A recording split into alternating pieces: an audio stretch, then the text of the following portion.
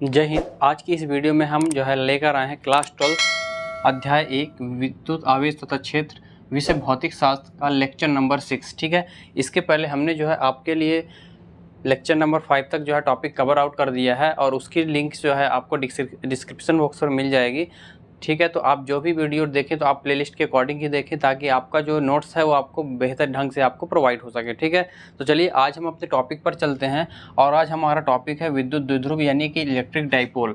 मैंने चूँकि डेफिनेशन जो आपको आंसर राइट डाउन करनी है अपने नोट्स में मैंने ऑलरेडी लिख रखा है। मैं पहले से इसलिए लिख रखता हूँ ताकि आपका ज़्यादा जो टाइम है मेरे आंसर राइटिंग लिखने पर ज़्यादा वेस्ट ना हो। ठीक है, इस वजह से मैं आपको सारे क्वेश्चन का जो आंसर होता है सारे टॉपिक्स को मैं पहले से ही कवर आउट कर देता हूँ, जो लिखने वाले होते हैं बाकी मैं एक्सप्लेन करता हूँ। तो आप अपने जब भी ये टॉपिक जब भी पढ़ें तो आप अपने नोट्स और पेन को साथ में रख के पढ़ें। ठीक है, ताकि आपको जो है चीज़ें जो है टॉपिक पढ़ते पढ़ते ही सारी चीज़ें जो है कवर हो जाए। तो चलिए अभी हम आपको देखते हैं कि विद्युत द्विध्रुव इलेक्ट्रिक डाइपोल होता क्या है। अब इसमें आप ध्यान दीजिएगा कि इसमें होता है यदि दो बराबर और विजातीय आवेश एक दूसरे से बहुत अल्प दूरी पर स्थित हों तो उस निकाय को विद्युत द्विध्रुव कहते हैं। यानी कि कहने का मतलब है कि हम इन टॉपिक्स को इसलिए समझ रहे हैं और आज की जो क्लास है ये बहुत इंपॉर्टेंट है क्योंकि ये जो इसमें से जो टॉपिक है विद्युत द्विध्रुव ये इतना इंपॉर्टेंट टॉपिक है कि ये बोर्ड एग्जाम में पूछा जाता है। जब तक ये कॉन्सेप्ट का सेंस समझ में नहीं आएगा तब तक हमको इसके आगे का जो टॉपिक मैं बताने वाला हूँ अच्छी स्थिति और निरक्षीय स्थिति वो समझ में नहीं आएगा। ठीक है, और वो जो अच्छी स्थिति और निरक्षीय स्थिति है जो इसके बाद का टॉपिक है वो बोर्ड एग्जाम में 100% दो में से एक क्वेश्चन जो आना ही आना है और आता है हमेशा। तो इसलिए इस चैप्टर का सबसे इंपॉर्टेंट टॉपिक है अच्छी स्थिति और निरक्षीय स्थिति। तो आप वीडियो में बने रहिएगा और टॉपिक को ध्यान से समझिएगा। ठीक है, तो चलिए, और जब भी ये वीडियो देखें तो विशेष बात कि आप जो है एकदम पूरा प्रेजेंस ऑफ माइंड के साथ देखें ताकि आपको कॉन्सेप्ट क्लियर हो सके। तो अब हम समझेंगे कि विद्युत द्विध्रुव होता क्या है यानी कि इलेक्ट्रिक डाइपोल होता क्या है। ठीक है, तो हम यहाँ पर सबसे पहले विद्युत द्विध्रुव होने के लिए इसमें कंडीशंस क्या होने चाहिए। तो सबसे पहले क्या होना चाहिए कि यहाँ पास सपोज करिए एक आवेश ये है और एक आवेश ये है। ठीक है, ये बिंदु ए है और ये बिंदु बी है। तो इस पर जो है प्लस क्यू आवेश और माइनस क्यू आवेश। अब बिंदु नहीं भी ले रहे हैं ए और बी तो चलेगा। ठीक है, तो दो आवेश होना चाहिए प्लस क्यू और माइनस क्यू और इनकी बीच की जो दूरी है इन दोनों आवेशों की जो बीच की दूरी है ये होना चाहिए 2L, यानी कि निश्चित दूरी होनी चाहिए 2L होनी चाहिए। हम कई बार जो है 2L को 2A भी लिख सकते हैं। ठीक है, तो आप ध्यान में रखिएगा कि 2L जो दूरी होती है इसकी दूरी को हम क्या लिख सकते हैं 2A भी लिख सकते हैं, L के जगह में A लिख सकते हैं। ठीक है, तो ये विद्युत द्विध्रुव का जो है क्या हो कॉन्सेप्ट है कि विद्युत द्विध्रुव होने के लिए ये कंपलसरी है कि एक तो आवेश क्या होने चाहिए जस्ट अपोजिट होने चाहिए प्लस और माइनस। ठीक है, अगर दोनों आवेश पॉजिटिव हैं या फिर दोनों आवेश नेगेटिव हैं तो वो विद्युत द्विध्रुव नहीं कहलाएगा। विद्युत द्विध्रुव होने के लिए जरूरी है कि वो एक धनावेश हो और एक ऋणावेश हो और उनके बीच की दोनों आवेशों के बीच की जो दूरियां हैं वो क्या होना चाहिए निश्चित होनी चाहिए, यानी कि 2L दूरी होनी चाहिए। ठीक है, ये जो है विद्युत द्विध्रुव होने की जो है। तो आप इसके बाद देखेंगे आपको ये डायग्राम बना लेना है और आपको ध्यान में रखना है कि जो डायग्राम में हमने जो चीज़ बताया है वही चीज़ जो है इसमें बोर्ड पर लिख रखा है। तो यदि दो बराबर विजातीय आवेश विजातीय आवेश कहने का मतलब होता है अपोजिट। ठीक है, यानी कि प्लस और एक माइनस एक दूसरे से बहुत अल्प दूरी पर स्थित हो तो इस निकाय को विद्युत द्विध्रुव कहते हैं। कई बार डेफिनेशन भी पूछ सकता है। इसके आगे दोनों आवेशों के बीच की दूरी को द्विध्रुव लंबाई तथा दोनों आवेश को मिलाने वाली रेखा जो होती है द्विध्रुव अक्ष कहलाती है। ठीक है, तो इस प्रकार से आपका ये जो विद्युत द्विध्रुव होता है ये टॉपिक जो है कंप्लीट होता है। बेसिक छोटे छोटे पॉइंट से एक दो, इसके बाद जो है हम अपने मेन टॉपिक पर चलेंगे। ठीक है, तो आपको एक कॉन्सेप्ट जो है अपने नोट्स में राइट डाउन करना है। अब इसके बाद जो है हमारा सेकेंड टॉपिक है विद्युत द्विध्रुव आघूर्ण इलेक्ट्रिक डाइपोल मोमेंट क्या होता है। तो इसको हम इसी डायग्राम के माध्यम से समझेंगे। तो मैं इस डायग्राम को यहीं पास जो है ड्रॉ कर रहा हूँ। आप ध्यान दीजिएगा कि विद्युत द्विध्रुव आघूर्ण होने के लिए क्या कंडीशंस फुलफिल होनी चाहिए। तो पहली बात तो प्लस क्यू और माइनस क्यू आवेश होने चाहिए और इनकी जो बीच की दूरी है ये होनी चाहिए 2L, यानी कि दूरी जो होती है निश्चित होना चाहिए विद्युत द्विध्रुव आघूर्ण के लिए है। अब इसमें से ये इम्पॉर्टेंट है कि अब विद्युत द्विध्रुव आघूर्ण क्या होता है। अभी तक हमने समझ लिया कि विद्युत द्विध्रुव होता क्या है, लेकिन अब समझेंगे कि विद्युत द्विध्रुव आघूर्ण क्या होता है। तो आप ध्यान में रखिएगा कि किसी एक आवेश को, ठीक है, इन दोनों में से कोई एक आवेश ठीक है, इन दोनों में से कोई एक आवेश होना चाहिए और जो है इनका जो है गुणनफल होना चाहिए दूरी का, ठीक है। तो आप ध्यान में रखिएगा।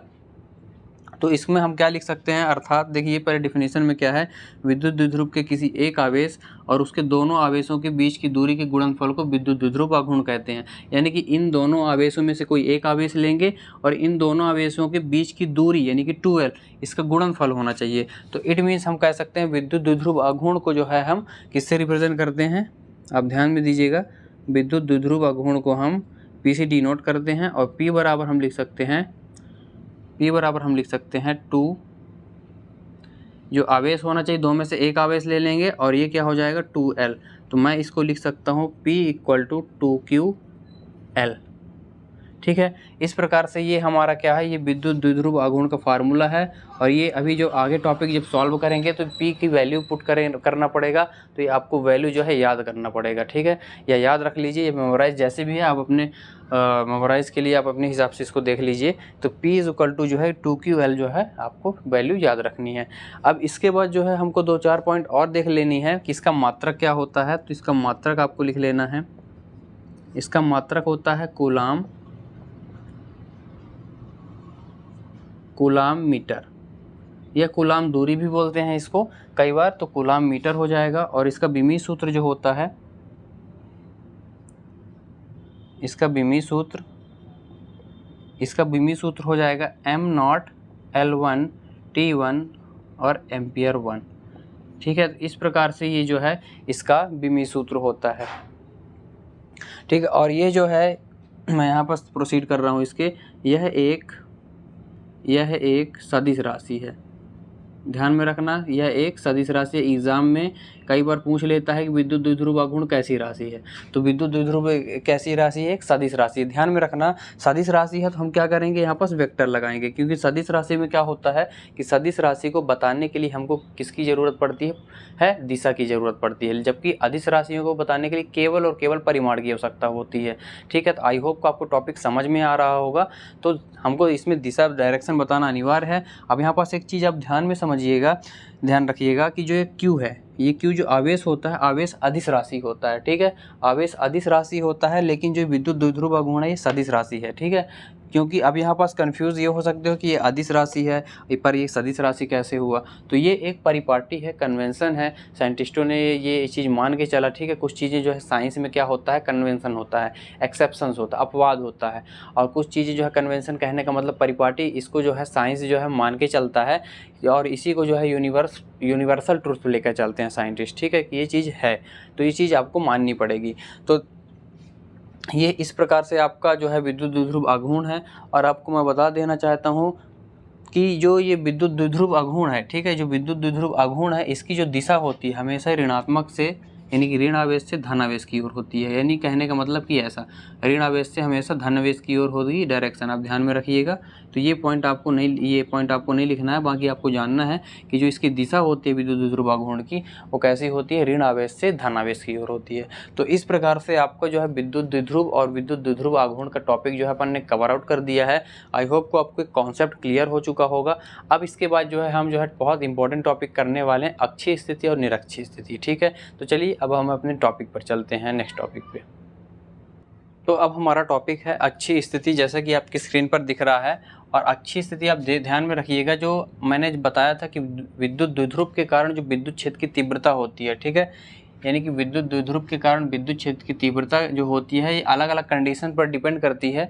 और वो कंडीशंस क्या है, अनुदैर्ध्य या अक्षीय स्थिति, दूसरा है अनुप्रस्थ या निरक्षीय स्थिति। तो अलग अलग कंडीशंस पर जो है हम विद्युत क्षेत्र की तीव्रता निकालते हैं विद्युत द्विध्रुव के लिए, ठीक है। तो आप ध्यान में रखिएगा। तो सबसे पहले जो है अपन जो डिस्कस करेंगे अनुदैर्ध्य या अक्षीय स्थिति में, ठीक है। तो इससे रिलेटेड क्वेश्चन कैसे एग्जाम में पूछे जाते हैं, ये बहुत इंपॉर्टेंट है, मोस्ट इंपॉर्टेंट क्वेश्चन है, आप इसमें इंपॉर्टेंट लगा लीजिए। दोनों क्वेश्चन जो है बोर्ड एग्जाम में लॉन्ग क्वेश्चन में आते हैं, 4 या 5 नंबर में आ सकता है। मैं आपका यहाँ पास मैं लिख रहा हूँ कि 4 या 5 नंबर क्वेश्चन में बोर्ड एग्जाम में क्वेश्चन पूछ सकता है, तो आप इसको इंपॉर्टेंट जरूर लगा लीजिएगा।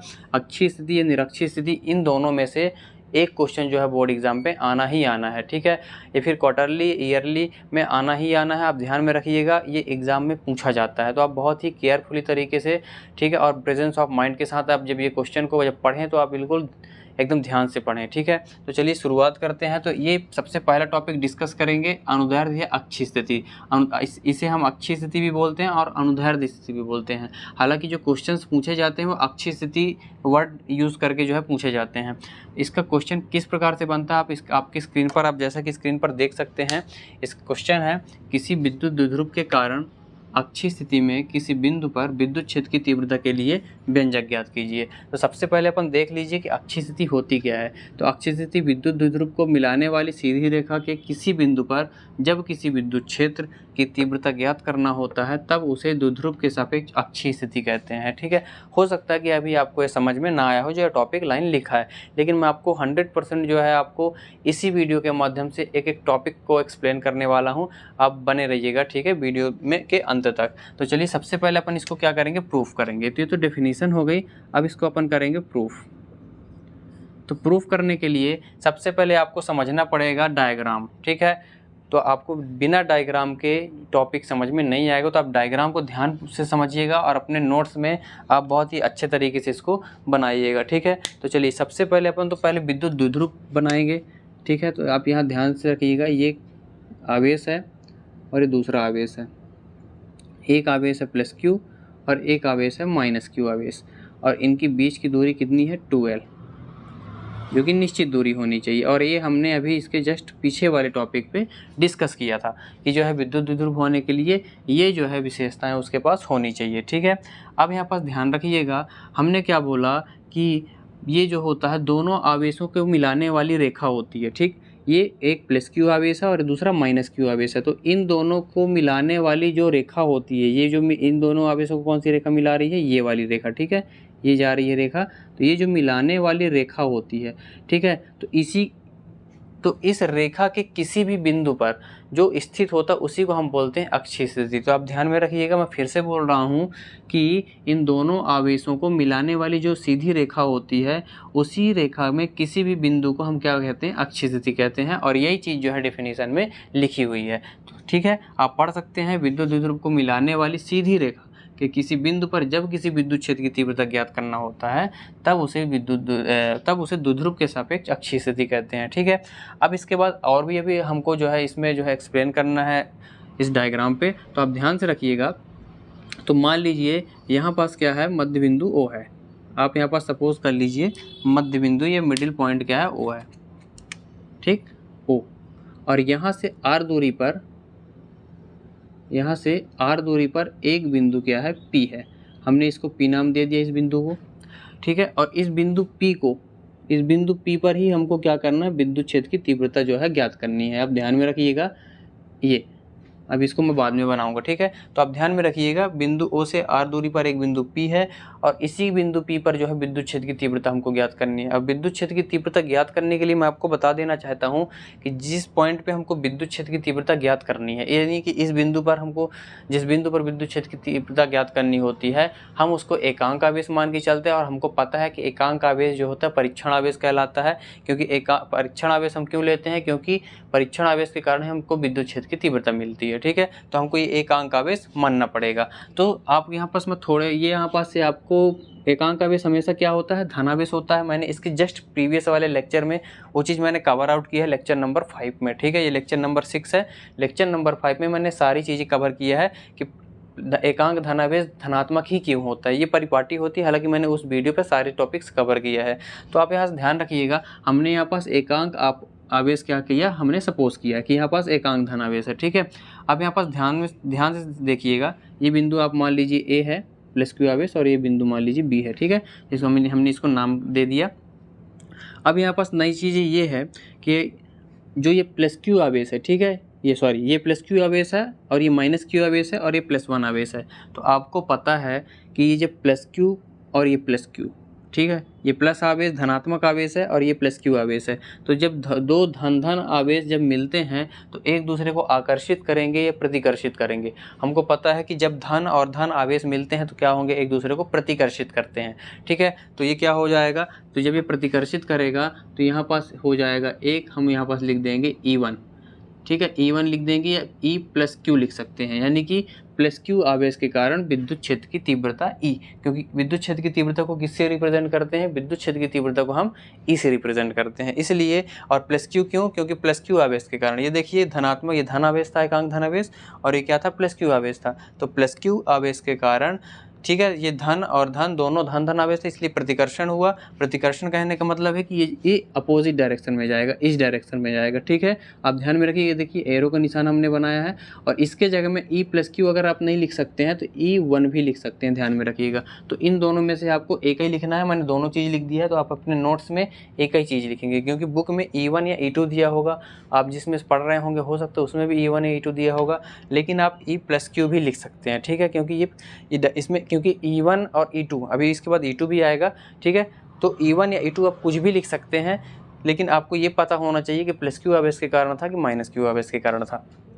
तो यहाँ हमको E1 मिल गया, क्योंकि किसके कारण, प्लस क्यू आवेश के कारण। अब हमारा क्या है, माइनस क्यू आवेश के कारण। तो एक बात बताओ, ये माइनस क्यू आवेश है और ये धनात्मक आवेश यानी एकांक धन आवेश है, ठीक है। तो माइनस क्यू और प्लस, यानी कि माइनस और प्लस क्या होता है, इन दोनों के बीच में क्या होता है, आकर्षण होगा, और आकर्षण होगा तो क्या करेगा, ये जो धनावेश होगा इसको ये प्लस माइनस क्यू आवेश क्या करेगा, आकर्षित करेगा, मतलब कि इस डायरेक्शन में करेगा। तो हम इसको बोल सकते हैं E माइनस क्यू, यानी कि माइनस क्यू आवेश के कारण विद्युत क्षेत्र की तीव्रता। तो आप देख सकते हैं, इसको हम बोल सकते हैं E2। तो अब ध्यान में रखिएगा, मैं फिर से कह रहा हूँ कि इसमें और इन दोनों में से या तो आप E प्लस क्यू या E माइनस क्यू यूज़ करें, या फिर E1 या E2 यूज़ करें, ठीक है। दोनों में से आप एक ही यूज करना है आपको, अब ध्यान में रखना। तो मान लेता हूँ मैं आपको जो है, मैं E1 और E2 लेके चलता हूँ, ठीक है। आपको ये समझाने के लिए था, तो आप दोनों में से कुछ भी कर सकते हैं, क्योंकि मैं अभी आगे डेरिवेशन सॉल्व करूँगा, प्रूव करूँगा, तो आप कंफ्यूज होंगे कि इसको लेना है कि उसको लेना है, इसलिए मैं E1 और E2 लेके चल रहा हूँ, ठीक है। तो आप ध्यान में रखिएगा, लेके कुछ भी चल सकते हैं। तो ये E1 E2, अब चूंकि ये सदिश राशि है तो इसलिए हमने इसके ऊपर क्या लगाना है, हमको वेक्टर लगाना है, क्योंकि सदिश राशि को क्या होती है, दिशा बताना क्या होता है, ज़रूरी होता है, ठीक है। तो इस प्रकार से ये जो है, इस पूरे डायग्राम का ये अच्छी स्थिति विद्युत क्षेत्र की तीव्रता के लिए जो है डायग्राम है। तो आप ध्यान में रखिएगा कि ये डायग्राम आपको बनाना है। अब इसकी रचना कैसे करना है, तो सबसे पहले माना AB एक विद्युत द्विध्रुव है जो प्लस क्यू व माइनस क्यू आवेश से मिलकर बना है,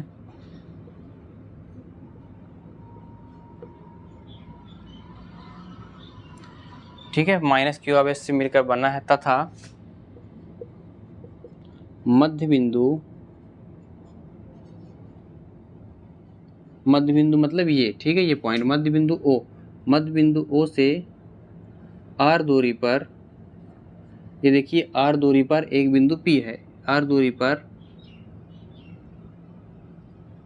दूरी पर एक बिंदु P है, जिस पर विद्युत क्षेत्र की तीव्रता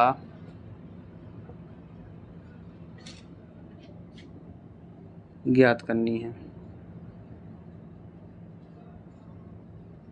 तो आपका ये हो गया, आपका रचना होगा कि जो आपने डायग्राम में जो चीज़ें आपने लिखी है, आपने वो चीज़ जो है आपने लिख दिया है, ठीक है। अब जो है इसके बाद हम आगे का जो है टॉपिक जो है इसके बाद जो है एक्सप्लेन करने वाले हैं, ठीक है। तो चलिए इसके बाद हम आपको क्या बताने वाले हैं, हम इसके बाद करेंगे अब प्लस क्यू आवेश के कारण, ठीक है। अब यहाँ पास से हमारा डेरिवेशन सॉल्व होता है, तो प्लस क्यू आवेश के कारण बिंदु P पर विद्युत क्षेत्र की तीव्रता। आप बताइए कि प्लस क्यू आवेश के कारण, यानी कि जो प्लस क्यू आवेश के कारण विद्युत क्षेत्र की तीव्रता, यानी कि E1, आप देख सकते हैं जो प्लस क्यू आवेश के कारण क्या हो रहा है, प्लस क्यू आवेश के कारण हमने जब इसका और इसका जो है क्या हुआ, तो प्रतिकर्षण हुआ, तो विद्युत क्षेत्र की तीव्रता E1, यानी एक बल कार्य किया जिसे हम E1 बोले, विद्युत क्षेत्र की तीव्रता, तो उसके क्या हो जाएगा E1 इक्वल टू, अब हमको पता है कि विद्युत क्षेत्र की तीव्रता का फार्मूला क्या होता है, 1/4πε0 के कांस्टेंट होता है वायु निर्वात के लिए, इनटू Q/r का स्क्वायर। अब r स्क्वायर वहाँ पास क्या था, दूरी था, ठीक है, r स्क्वायर वहाँ पे क्या था, दूरी था। लेकिन हम यहाँ पास क्या लेंगे, यहाँ पास हम दूरी लेंगे a से लेके p तक की। यहाँ से क्या लेंगे, दूरी a से लेके p तक की, और AP स्क्वायर हो जाएगा। और यहाँ पास से क्या करेंगे, चूँकि हम यहाँ बताना पड़ेगा कि AP दिशा में, क्योंकि दिशा में, ठीक है, क्योंकि AP दिशा की एक सदिश राशि, इसलिए हमको दिशा बताना जरूरी है। देखिए, अगर आप बोर्ड एग्जाम दे रहे हैं और छोटे पॉइंट्स में अगर आप ध्यान देंगे, तभी आपको जाके जो है नंबर्स अच्छे मिलेंगे, ठीक है। तो आप ध्यान में रखिएगा, आपको ये सारे टॉपिक्स जो है आपको लिखने हैं।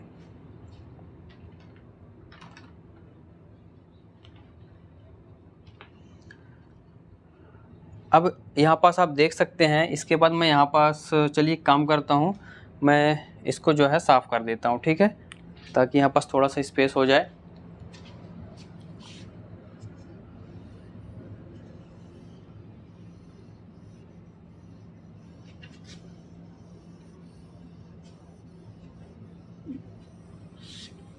आप इसको, आई होप आपने इसको जो है राइट डाउन कर लिया होगा। अगर अभी राइट डाउन नहीं किए होंगे तो वीडियो को बैक करके एक बार वीडियो को पॉज करके अपने नोट्स को राइट डाउन कर सकते हैं, ठीक है। और ये डायग्राम मैं अभी नहीं मिटाता हूँ, क्योंकि अभी हमको इसका यूज़ होने वाला है और इसमें मैं एक्सप्लेन करूँगा। तो चलिए, अब यहाँ पास हम देखेंगे कि इसकी वैल्यू रखना है, ठीक है। तो E1 बराबर क्या हो जाएगा हमारे पास, अब ध्यान से देखिएगा, 1/4πε0 K इंटू Q। अब AP की दूरी कितनी है, ठीक है, हमको AP की दूरी बतानी है। AP देखिए, A यहाँ से लेके इस पॉइंट से लेके, आप ध्यान से देखिएगा, AP A से लेके P तक की दूरी, ठीक है। तो आप बताइए हमारी दूरी कितनी हो जाएगी, ये बताइए। यहाँ से लेके यहाँ तक की दूरी कितनी है, R है, ये देखिए, यहाँ से लेके दूरी यहाँ तक कितनी है, R है, ठीक है। और एक बात बताइए, यहाँ तक की दूरी कितनी है, ये A से लेके B तक की L है, यानी ये यहाँ से लेके 2L है, तो एक L ये होगा और एक L ये होगा, तब ना जाके 2L हो जाएगा, ठीक है। तो आप ध्यान से समझिएगा कि यहाँ से यहाँ तक की दूरी हमको बतानी है, ठीक। तो हमको पता है कि यहाँ से यहाँ तक की दूरी R है और यहाँ से यहाँ तक की दूरी कितनी, L है। तो हम बोल सकते हैं R प्लस L, तो R प्लस L का होल स्क्वायर, इसको हम नाम दे सकते हैं इक्वेशन नंबर फर्स्ट, ठीक। तो हमने प्लस Q आवेश के कारण जब बिंदु P पर विद्युत क्षेत्र की तीव्रता लिया, तो हमको E1 की वैल्यू मिली इतनी, और ये इसको हमने नाम दे दिया इक्वेशन नंबर फर्स्ट। लेकिन अगर जो इन स्टूडेंट्स को लग रहा होगा कि ये वैल्यू कैसे आई, तो ये वैल्यू हमने प्रीवियस वीडियो पर विद्युत क्षेत्र की तीव्रता का फार्मूला वहाँ पर सॉल्व किया था, ठीक है, कि E बराबर 1/4πε0 K इंटू Q/r का स्क्वायर होता है, ये फार्मूला से आया है, ठीक है। तो आप ध्यान में रखिएगा ये चीज़ें कहाँ कैसे आई, जिस पर आप प्लस Q आवेश के कारण ले लिया। अब माइनस Q आवेश के कारण लेंगे, तो माइनस Q आवेश के कारण बिंदु P पर विद्युत क्षेत्र की तीव्रता, ठीक है। तो क्या हो जाएगा विद्युत क्षेत्र की तीव्रता, तो अब माइनस Q आवेश के कारण जो विद्युत क्षेत्र की तीव्रता जो लगने वाला बल था क्या था, E2 था। तो E2 जो विद्युत क्षेत्र की तीव्रता है, तो इसमें क्या हो जाएगा, इसमें भी हम विद्युत क्षेत्र की तीव्रता का फार्मूला लगाएंगे, और ये हो जाएगा 1/4πε0, और ये हो जाएगा K हो जाएगा। और इसके बाद हम इसको लिख सकते हैं Q/, अब यहाँ पास आप डायरेक्शन देखिएगा कि इसमें डायरेक्शन क्या होगा, आप बताइए। यहाँ पास यहाँ से लेके माइनस Q आवेश के कारण बिंदु P पर विद्युत क्षेत्र की तीव्रता ज्ञात करनी है, तो BP या PB, डायरेक्शन इधर है, ठीक है, डायरेक्शन किधर है, डायरेक्शन इधर है, ठीक है। ये देखिए P से B की ओर, आप ये एरो देख सकते हैं, तो हम यहाँ पास क्या लिख सकते हैं, PB का स्क्वायर। तो हम अब ठीक इसमें भी क्या करेंगे, वैल्यू पुट करेंगे, तो 1/4πε0 K इंटू Q/, PB की वैल्यू कितनी होगी। अब आप बताइए PB की वैल्यू कितनी होगी, ठीक है। तो यहाँ पर से आप बताइए, ये P है और ये B है, ठीक है। तो आप देखिए, यहाँ से यहाँ तक की दूरी हमको बतानी है, P और B। तो आप बताइए यहाँ से लेके यहाँ तक की दूरी कितनी है, यहाँ से लेके यहाँ तक की दूरी R है, इतनी बस हमको दूरी बतानी है। और हमको पता है यहाँ से यहाँ तक की दूरी कितनी है, L है, ठीक है। तो इस R से इस पूरी दूरी को, यानी कि इस पूरी दूरी को अगर हमने इतना काट दिया, इतनी दूरी में अगर हम इस L को निकाल दें, ठीक है, अगर हमको कितना चाहिए, सिर्फ इतना चाहिए, लेकिन हमको इतना हमको दिया है R, और तो हमको क्या करेंगे, इतना काट दें तो इतना का हमारा काम क्या आ जाएगा, तो हम क्या करेंगे, इस r में से माइनस l को क्या करेंगे, माइनस कर देंगे। तो क्या हो जाएगा यहाँ पास r माइनस l का होल स्क्वायर। ठीक है, तो इस प्रकार से ये हमारा जो है इक्वेशन नंबर 2 आ गया। बात समझ में आ गई। तो ये हमारा जो है इक्वेशन नंबर 2 आ गया। अब हम क्या करेंगे, इसके बाद जो है अब जो है अपन परिणामी निकालेंगे। ठीक है, क्योंकि आप ध्यान में रखिएगा, जब किसी बिंदु पर मैथ का कॉन्सेप्ट होता है कि जब किसी बिंदु पर क्या होता है, दो बल जो है क्या कर रहे होते हैं, काम कर रहे होते हैं अपोजिट डायरेक्शन पे। ठीक है, तो जब किसी बिंदु पर दो बल अपोजिट डायरेक्शन में कार्य कर रहे होते हैं, आप देख सकते हैं E1 उधर कार्य कर रहा है और E2 एक इधर कार्य कर रहा है। तो जब कार्य कर रहे होते हैं तो इसको परिणामी निकालने के लिए क्या करते हैं, हम बड़े वाले से छोटे वाले को माइनस कर देते हैं। ठीक है, तो इसके लिए अपन को क्या करना पड़ेगा, चलिए इसको भी मैं नीचे थोड़ा सा मिटा देता हूँ। ठीक है, तो हमको इस बड़े वाले से छोटे वाले को माइनस करना है, तो अतः लिखेंगे, आता है परिणामी तीव्रता। और परिणामी तीव्रता निकालने के लिए हम करेंगे E बराबर। अब परिणामी तीव्रता निकालने के लिए आप बताइए हम क्या करेंगे, यहाँ पास आपको बता रहा हूँ, हमको परिणामी तीव्रता के लिए हम क्या करेंगे, E2 में से E1 को घटाएं या E1 में से E2 को घटाएं। और मैंने बताया कि जब किसी बिंदु के दोनों ओर जो है अलग अलग बल कार्य कर रहे हो विपरीत दिशा में, तो वहाँ पास परिणामी तीव्रता निकालने के लिए क्या करना पड़ता है, बड़े वाले से छोटे वाले को माइनस करना होता है। यानी कि हमारे पास E1 भी है E2 भी है। आप देख सकते हैं E1 की भी वैल्यू है हमारे पास और E2 की भी वैल्यू भी है हमारे पास। अब इन दोनों में से बड़ा कौन सा है आप बताइए और छोटा कौन सा है, उस बेसिस पर आप माइनस करेंगे कि E2 में से E1 माइनस होगा कि E1 में से E2 माइनस होगा। ठीक है, तो अब आप बताइए कि क्या माइनस होगा, आप सोचिए। ठीक है, तो मैं चलिए यहाँ पास एक्सप्लेन करता हूँ। तो यहाँ पास पता है क्या बड़ा होगा, यहाँ पास आप देख सकते हैं, यहाँ पास बड़ा होगा ये बड़ा क्यों होगा, इसका हर बड़ा है लेकिन ये छोटी राशि है। अब मैं आपको यहाँ पास थोड़ा एक्सप्लेन करता हूँ, उसके बाद मैं बताऊँगा कैसे क्या बड़ी है। अगर मैं यहाँ पास भिन्न लेता हूँ 3/4, थोड़ा समझाने के लिए था। ठीक है, मैं इसको मिटा दूंगा और एक भिन्न मान लो ले लिया मैं कि 3/2। तो एक मैथ का कॉन्सेप्ट बोलता है कि जिसका हर बड़ा होता है, ठीक है, वो वैल्यू क्या होती है, छोटी होती है। वो वैल्यू क्या होती है, छोटी होती है। और जिसका हर क्या होता है, छोटा होता है, वो राशि क्या होती है, बड़ी होती है। तो यहाँ पास से अब आप समझ गए होंगे कि इसमें जो है ये राशि क्या है, बड़ी है। इसकी दूरी ज़्यादा है देखिए हर में, और इसकी दूरी कम है। तो ये इसकी दूरी अगर अधिक है हर में, तो ये राशि क्या हो जाएगी, छोटी हो जाएगी। और इसकी राशि छोटी है तो इसकी राशि क्या हो जाएगी, बड़ी हो जाएगी। ये मैथ के कॉन्सेप्ट से है। तो यानी कि हम क्या करेंगे, E2 में से E1 को माइनस करेंगे। बात समझ में आ गई। हम E1 में से E2 को भी माइनस कर सकते थे, लेकिन नहीं करना है, क्योंकि हमको बड़े वाले से ही छोटे वाले को माइनस करना होता है। आप ध्यान में रखिएगा। ठीक है, तो चलिए मैं काम करता हूँ कि हाँ, अभी मैं डायग्राम को मिटा देता हूँ, क्योंकि डायग्राम का कुछ काम नहीं है। और आई होप आपने डायग्राम भी बना लिया होगा बहुत अच्छे तरीके से। अब यहाँ भी मैंने स्पेस ले लिया है ताकि मैं आपको क्वेश्चन जो है सॉल्व आउट करा दूँ। ठीक है, तो अतः परिणामी जो है विद्युत क्षेत्र की तीव्रता। ठीक है, तो परिणामी जो विद्युत क्षेत्र की तीव्रता यहाँ लिख लीजिएगा। तो परिणामी विद्युत क्षेत्र की तीव्रता निकालने के लिए अब वैल्यू पुट करेंगे। तो E2 की वैल्यू पुट करिए, यहाँ पास हो जाएगा 1/4πε0K इंटू Q/r - l का होल स्क्वायर। ये हमने E2 की वैल्यू पुट कर दी, माइनस फार्मूले में क्या है, E1 है, और E1 की वैल्यू हमने क्या निकाला है, 1/4πε0K इंटू Q/r+l का होल स्क्वायर। अब इसके बाद अपन क्या करेंगे, इसके बाद अपन कर सकते हैं, इन दोनों में से कॉमन क्या आ रहा है, देखिए इन दोनों में से कॉमन आ रहा है Q, इन दोनों में Q है, और क्या कॉमन आ रहा है, 4πε0K, और ब्रैकेट में हमारे पास क्या बचेगा, 1/r-l का होल स्क्वायर माइनस 1/r+l का होल स्क्वायर। ये हमारे पास वैल्यू बचेगी। ठीक है, अब आप यहाँ पास आप देख सकते हैं। अब यहाँ पास मैं लाइन ड्रॉ कर रहा हूँ, आपको इसके नीचे से प्रोसीड करनी है। ठीक है, आप ध्यान से रखिए, देखिएगा, बहुत ही आसान डेरिवेशन बता रहा हूँ। ठीक है, आप इसको ध्यान से समझिएगा। तो हमको E की वैल्यू क्या हो जाएगी, ध्यान से समझिएगा, Q/4πε0 4 पाई इप्सिलॉन नॉट के, और ये हो जाएगा, हम इसका एलसीएम अगर ले लें तो हमको क्या मिल जाएगा, ये मिल जाएगा हमको आर स्क्वायर। हम इसको क्या ले, जब इसको एलसीएम लेंगे तो हम इसको क्या लिख सकते हैं, आर स्क्वायर माइनस एल का स्क्वायर और पूरे का होल स्क्वायर, ठीक है। और ऊपर क्या बचेगा, आप ध्यान से रखिएगा, जब इससे ये कैंसिल हो जाएगा, इससे ये कैंसिल होगा तो हमको बचेगा आर प्लस एल का होल स्क्वायर माइनस, और इधर बचेगा आर प्लस एल का whole square, R minus L का होल स्क्वायर। ये हमको वैल्यू जो है मिल जाएगी, ठीक है। क्योंकि आप इसको अलग अलग भी करा सकते हैं, अगर आप इसको इस फॉर्म पे नहीं कर सकते हैं तो आप इसको अलग अलग लीजिए, आर माइनस एल का लिख लीजिए और इसको अलग अलग लिख लीजिए, तो आपको कैंसिल जो आउट होगा उसको आप वैल्यू पुट कर देंगे, ठीक है। दोनों तरीके से आप कर सकते हैं।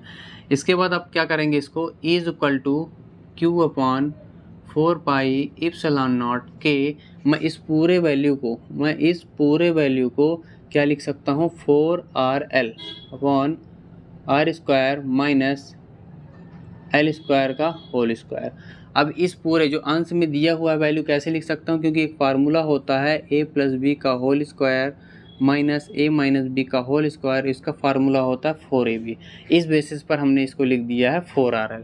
आई होप आपको ये टॉपिक जो है क्लियर हो गया होगा, ठीक है। तो मैं इसको अभी मिटा देता हूँ, चलिए।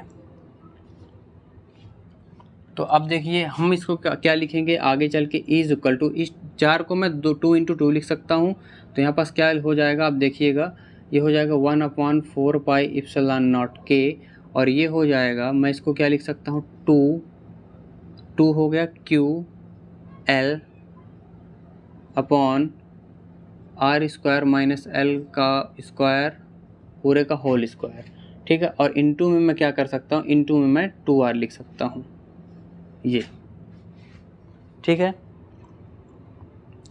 अब यहाँ पास ध्यान दीजिएगा, यहाँ पास 2QL E equal to 2QL को मैंने बताया था इसके जस्ट विद्युत द्विध्रुव आघूर्ण में कि 2QL को क्या लिख सकते हैं, P लिख सकते हैं, ठीक है। तो मैं यहाँ पास क्या लिख सकता हूँ, तो यहाँ पास मैं लिख सकता हूँ इसको 2PR अपॉन, ठीक है। तो इसको मैं लिख सकता हूँ 2PR। तो एक काम करता हूँ, मैं इसको इस कंडीशन में लिखता हूँ 1/4 पाई इप्सिलॉन नॉट के, और इसको मैं लिख सकता हूँ 2PR अपॉन, ये हो जाएगा R square minus L square का होल स्क्वायर। जहाँ लिखेंगे आप, जहाँ P is equal to 2QL विद्युत द्विध्रुव आघूर्ण है,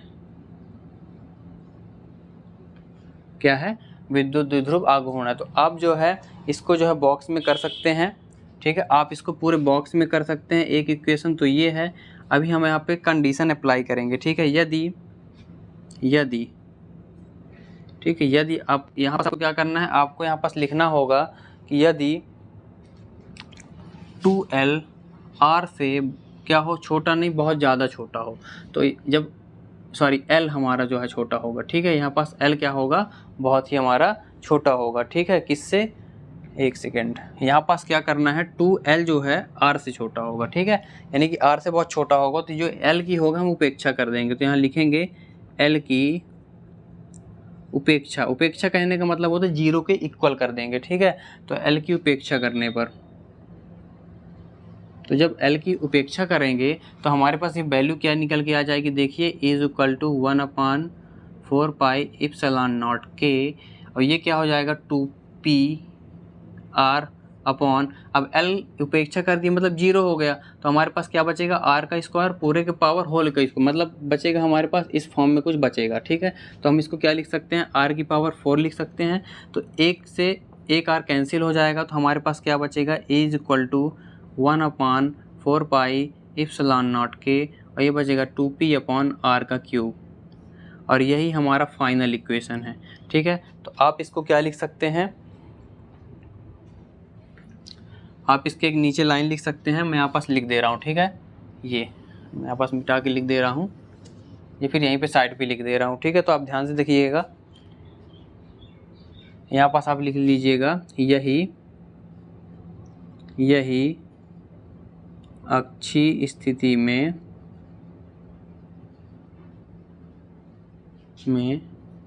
विद्युत क्षेत्र की तीव्रता के लिए सूत्र है। ये हो गया हमारा प्रूफ्ड। ठीक है, तो इस प्रकार से हमारा जो अनुदैर्ध्य या अक्षीय स्थिति का जो टॉपिक है वो हमारा कंप्लीट होता है। ठीक है, अब चलिए, आई होप को आपको टॉपिक क्लियर हो गया होगा। अब हम जो है इसके बाद निरक्षीय स्थिति में चलते हैं। तो चलिए हम अपने नेक्स्ट टॉपिक पर बढ़ते हैं। तो अब हमारा टॉपिक है निरक्षीय स्थिति, जैसा कि आपकी स्क्रीन पर जो है रिप्रेजेंट है, और ये बहुत ही इंपॉर्टेंट टॉपिक है, क्वेश्चन है जैसा कि आपकी स्क्रीन पर दिख रहा है। इससे पहले हमने जो है अनुप्रस्थ अनुदैर्ध्य या अक्षीय स्थिति के बारे में जो है डिस्कस किया था, और इससे रिलेटेड क्वेश्चन कैसे बनते हैं ध्यान दीजिएगा। किसी विद्युत द्विध्रुव के कारण निरक्षीय स्थिति में स्थित किसी बिंदु पर विद्युत क्षेत्र की तीव्रता के लिए व्यंजक ज्ञात कीजिए। ठीक है, ये लॉन्ग क्वेश्चन में आता है, मैंने जैसा कि स्टार्टिंग में बता चुका है, तो आपको ध्यान में रखना, बहुत ही केयरफुली तरीके से इस क्वेश्चन को देखना है। ठीक है, तो ये निरक्षीय स्थिति की परिभाषा है कि वह बिंदु जिस पर विद्युत क्षेत्र की तीव्रता ज्ञात करनी होती है जो द्विध्रुव अक्ष के लंबार्धक स्थित होता है, तो उसे द्विध्रुव के सापेक्ष निरक्षीय स्थिति कहते हैं। ये इसका डेफिनेशन होता है। अब हम इसको क्या करेंगे, फार्मूला डिराइव करेंगे, सूत्र की व्युत्पत्ति करेंगे। ठीक है, तो सूत्र की व्युत्पत्ति के लिए हम इसको चलिए आगे प्रोसीड करते हैं। और मैं आपको बता दूं, जब भी आप वीडियो देखें तो वीडियो को आप हमेशा जो है आप अपने नोटबुक को और पेन साथ में लेकर बैठें, ताकि आपको वीडियो को देखते देखते ही आप जो है आंसर को और क्वेश्चन को जो है राइट डाउन करें। ठीक है, ताकि आपको सारे क्वेश्चन जो है 90% जो है टॉपिक जो है क्लास पे ही कवर हो जाए। ठीक है, वीडियो को देखते ही देखते। तो चलिए हम इसको शुरुआत करते हैं। तो सबसे पहले आपको यहाँ देखना होगा कि ये जो होता है, मान लीजिए ये एक प्लस क्यू आवेश है और ये क्या है, एक माइनस क्यू आवेश है। ठीक है, ये पॉइंट आप देख सकते हैं ये, और इनकी बीच की दूरी कितनी है, 2L। चूँकि विद्युत द्विध्रुव है तो विद्युत द्विध्रुव जो है हमको बनाना जो है कंपलसरी है। ठीक है, और यहाँ पास क्या है, मध्य बिंदु O है। मध्य बिंदु O से लंबार्धक बोला है, मतलब कि ये, तो मध्य बिंदु O पर मान लीजिए कौन सा पॉइंट है, यहाँ पास बिंदु P है, और इसी बिंदु P पर जो है हमको क्या करना है, विद्युत क्षेत्र की तीव्रता की गणना करना है। तो आप ध्यान दीजिए कि जब बिंदु P पर, जिस बिंदु पर हम विद्युत क्षेत्र की तीव्रता की गणना करते हैं, एक सेकेंड,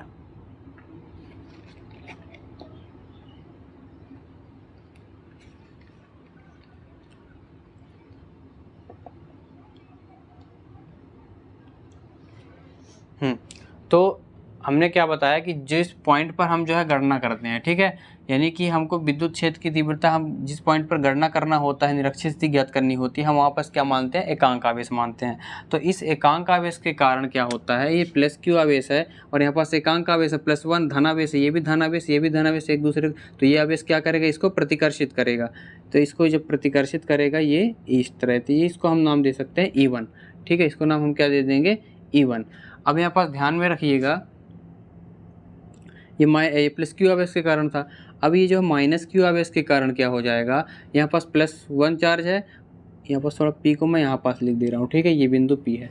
अब ये माइनस क्यू आवेश के कारण क्या करेगा, इसको क्या करेगा, ये आकर्षित करेगा। तो जब ये आकर्षित करेगा तो ये जो हमारा हो जाएगा, ये हो जाएगा E2, ध्यान रखिएगा। ठीक है, और जब हम जानते हैं त्रिभुज का, मान लीजिए क्या है, कोण है, तो ये थीटा है, तो इसके सामने वाला भी कोण क्या होता है, थीटा कहलाता है। ठीक है, अब हम जानते हैं, अब इसके बाद यहाँ पास बिंदु O से R दूरी पर क्या है, बिंदु P है। ध्यान में रखिएगा, बिंदु O से R दूरी पर एक बिंदु क्या होता है, P होता है। ठीक है, जैसा कि आप स्क्रीन पर देख सकते हैं,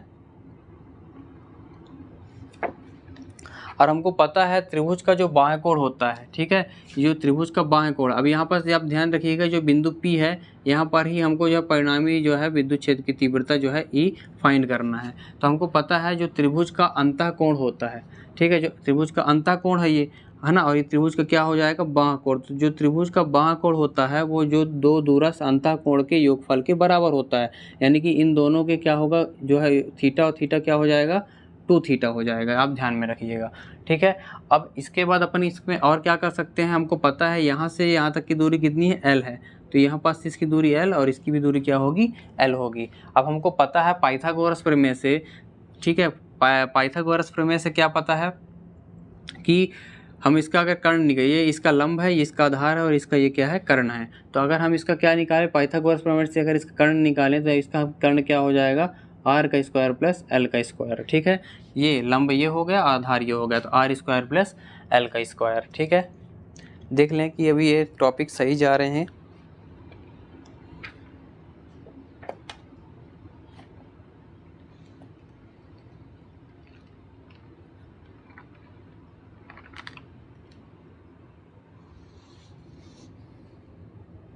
हाँ, तो लगभग जो है हमारा जो है ये डायग्राम जो है कंप्लीट हो चुका है, ठीक है। और चलिए हम अब इसकी जो है रचना की बात करते हैं कि रचना में आपको लिखना क्या क्या है। तो लिखना है माना ए बी एक विद्युत द्विध्रुव है जो प्लस क्यू व माइनस क्यू आवेश, ये जो बातें मैं लिख रहा हूँ ये बातें मैंने डायग्राम में अभी जो है डिस्कस किया है, ठीक है। तो प्लस क्यू और माइनस क्यू आवेश से मिलकर बना है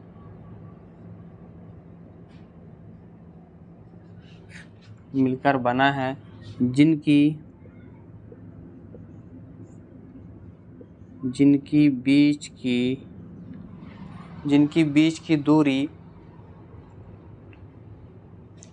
बीच की दूरी कितनी है 2L है।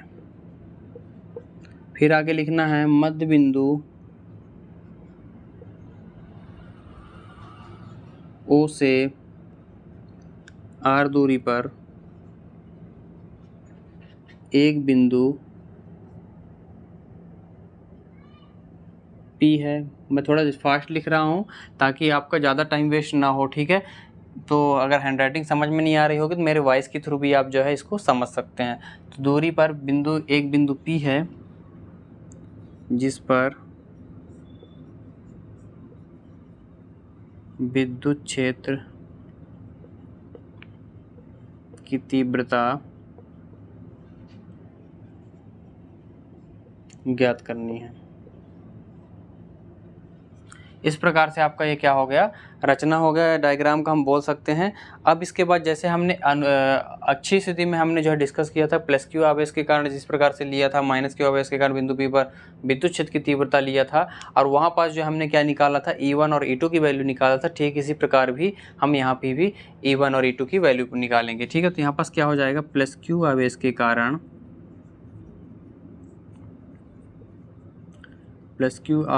कारण बिंदु P पर विद्युत क्षेत्र की तीव्रता। तो आप देख सकते हैं बिंदु P पर जो है विद्युत क्षेत्र की तीव्रता क्या होगा, इसको प्रतिकर्षित किया यानी कि E1 हो जाएगा बराबर क्या हो जाएगा 1/4 pi epsilon not K into Q upon कौन से डायरेक्शन पे है ये, इसको बिंदु मान लीजिए A और इसको बिंदु मान लीजिए B, ठीक है। और तो ये क्या हो जाएगा AP डायरेक्शन पे है, ये देखिए AP, तो ये हो जाएगा AP का होल स्क्वायर। आप यहाँ बता सकते हैं क्योंकि सदिश राशि है तो AP यहाँ पास AP डायरेक्शन में, AP दिशा में, दिशा बताना जरूरी है क्योंकि ये एक सदिश राशि है, ठीक है। ये हम इसको इक्वेशन नंबर नाम दे देंगे फर्स्ट, ठीक है। इसके बाद हम क्या करेंगे, माइनस क्यू आवेश के कारण लेंगे, माइनस क्यू आवेश के कारण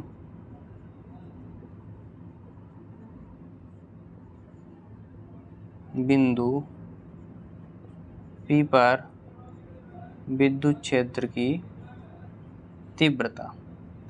तो बिंदु माइनस क्यू आवेश के कारण जो विद्युत क्षेत्र की तीव्रता E2 जो लग रहा है, ठीक है, इसका क्या हो जाएगा, अब देखिए तो E2 इक्वल टू हो जाएगा 1/4 pi epsilon not K into Q upon R square दूरी कितनी है यहाँ से यहाँ तक की, तो इस डायरेक्शन में है तो ये क्या हो जाएगा, ये PB हो जाएगा, ये हो जाएगा PB स्क्वायर। यहाँ पर आप बता सकते हैं कौन सी डायरेक्शन में, PB दिशा में। तो हम इसको इक्वेशन नंबर नाम दे सकते हैं 2। तो चलिए यहाँ पास से आप चाहे स्क्रीनशॉट ले सकते हैं जल्दी से।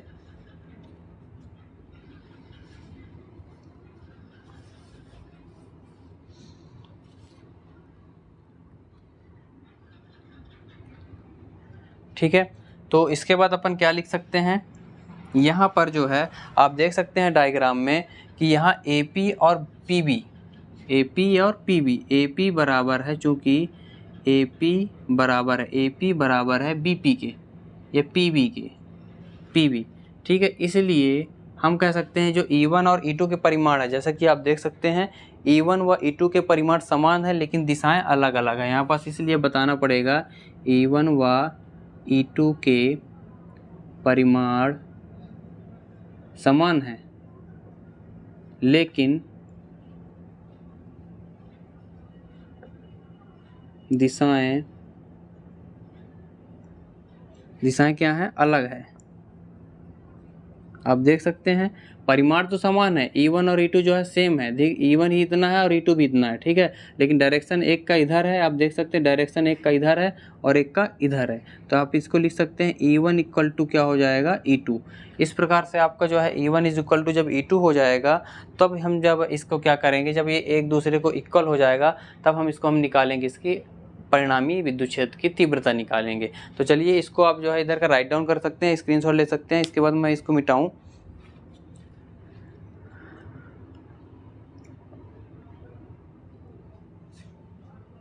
चलिए तो मैं इसको मिटाता हूँ, ठीक है, ताकि आपका थोड़ा स्पेस खाली हो जाए।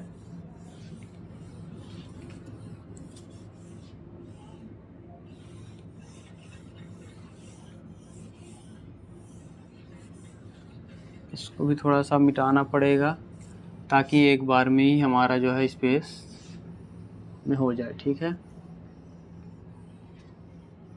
चलिए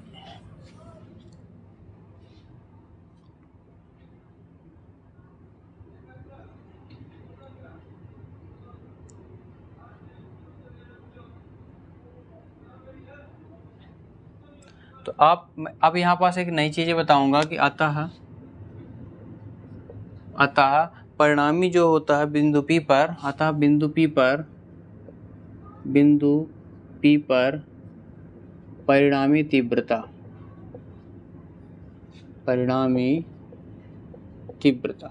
तो जो हमारे पास परिणामी तीव्रता निकल के आएगा E, ठीक है, जो हमारे पास परिणामी तीव्रता निकल के आएगा E, वो क्या निकल के आएगा, मैं आपको यहाँ पास थोड़ा सा एक चीज़ बताता हूँ। बेसिक मैथमेटिकल कॉन्सेप्ट में हमने बताया था कि अगर कोई सदिश है वेक्टर A और कोई दूसरा सदिश है वेक्टर B, ठीक है, तो जो इसका परिणामी सदिश होगा, ये जो वेक्टर R होता था, ठीक है, ये इसका क्या होता था, इसका एंगल होता था, ठीक है, दोनों क्या होते थे, ये टोटल एंगल, ये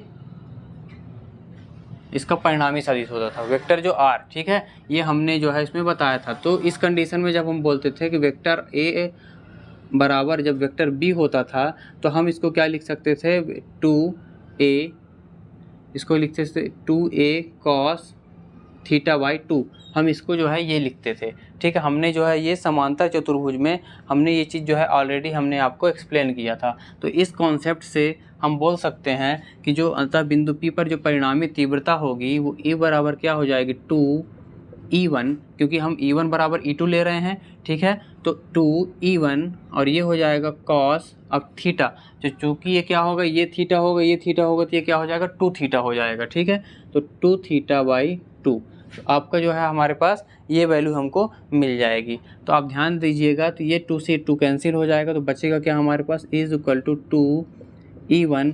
E1 की जगह हम चाहें तो यहाँ पास वैल्यू जो है पुट कर सकते हैं, ठीक है। तो E1 की जगह हम क्या वैल्यू पुट करेंगे, आप ध्यान से देखिएगा, 1/4 pi epsilon nought into Q upon, अब यहाँ पास ध्यान दीजिएगा, जो R की दूरी है, ठीक है, जो R की दूरी है उसको अपन को क्या ले लेंगे, आप ध्यान से देखिएगा, R स्क्वायर प्लस L का स्क्वायर, सॉरी ये पूरा जो है इधर होगा, ठीक है, ये L का स्क्वायर हो जाएगा, जैसा कि आप देख सकते हैं, ठीक है। R स्क्वायर मतलब कैसे कि हम बता सकते हैं, R स्क्वायर कहने का मतलब है कि अगर इसकी दूरी लेंगे तो ये स्क्वायर से और रूट क्या हो जाएगा, कैंसिल हो जाएगा, तो बचेगा क्या हमारे पास, R स्क्वायर प्लस L का स्क्वायर, ठीक है। आई होप आपको समझ में आएगा। ये E1 की वैल्यू होते विद्युत क्षेत्र की तीव्रता 1/4 pi epsilon nought Q upon R का स्क्वायर। तो दूरी कितनी है, जैसा कि हमने बताया कि AP और PB बराबर है, तो इसी की तो ये दूरी होगी, इतनी दूरी होगी, और दूरी R का स्क्वायर मतलब कि जब इसका स्क्वायर चढ़ेगा तो स्क्वायर से रूट कैंसिल हो जाएगा, तो R स्क्वायर प्लस L का स्क्वायर बचेगा। अब यहाँ पास हम जानते हैं जो cos थीटा होता है, ठीक है, जो हमारे पास cos थीटा, यहाँ पास क्या बचा, cos थीटा, तो जो हमारे पास ये cos थीटा बचा है, इस ये होता क्या है, आधार बटे कर्ण, cos थीटा बराबर होता है आधार बटे कर्ण होता है, ठीक है। तो आधार क्या हो गया हमारा, ये L, और कर्ण क्या हो गया हमारा, ये वैल्यू, तो हम इसको क्या लिख सकते हैं, L upon R square plus L का स्क्वायर, और हम इसको क्या लिख सकते हैं, रूट को हम लिख सकते हैं 1/2, रूट ना चढ़ा के हम इसको क्या लिख सकते हैं 1/2, ठीक है। अब इसको मैं क्या लिख सकता हूँ 2QL लिख सकता हूँ, ठीक है। तो 2QL आप देख सकते हैं 2QL, ये 2QL, तो 2QL को मैं लिख सकता हूँ 1/4πε0 और इसको मैं लिख सकता हूँ 2QL को P, विद्युत द्विध्रुव आघूर्ण से, ठीक है, जैसे कि मैंने इसके पहले टॉपिक में स्टार्टिंग में बताया था। अब आप यहाँ पर देखिएगा मैं इसको क्या लिख सकता हूँ, पूरे को, इस पूरे वैल्यू को मैं लिख सकता हूँ r² प्लस l का स्क्वायर और पूरे का पावर हो जाएगा 3/2। क्यों? क्योंकि इसके पावर में 1 है, देख सकते हैं 1 प्लस 1/2, तो इसको जब सॉल्व करेंगे 3/2 पावर में आ जाएगा, बाकी चीज़ें जो है मल्टीप्लाई हो जाएगी, ठीक है। तो ये हमारे पास क्या आ जाएगा r² प्लस l का होल स्क्वायर, ठीक है। तो इसके बाद अपन इसको क्या कर सकते हैं, आप ध्यान से देखिएगा, इज इक्वल टू, अब इसके बाद अपन यदि हम क्या करें, इसके बाद यदि हम इसके बाद कंडीशन जो है अप्लाई करें, ठीक है। हालांकि जो है आप इसको बॉक्स में लिख सकते हैं, आप इसको बॉक्स में कर लीजिए, ठीक है। ये एक तरीके का ये भी एक इक्वेशन है, फाइनल इक्वेशन है, लेकिन आपको क्या करना है कंडीशन अप्लाई करना है। और वो कंडीशन अप्लाई क्या करना है, अगर 2L जो होता है R से बहुत छोटा हो, ठीक है, बहुत छोटा हो तो हमारे पास वैल्यू क्या आ जाएगी, इज इक्वल टू 1/4πε0 और ये हमारे पास क्या आ जाएगा इनटू P अपॉन, ये L की क्या करेंगे उपेक्षा कर देंगे, ठीक है। तो L की जब उपेक्षा कर देंगे तो बचेगा क्या, R का स्क्वायर और ये बचेगा 3/2।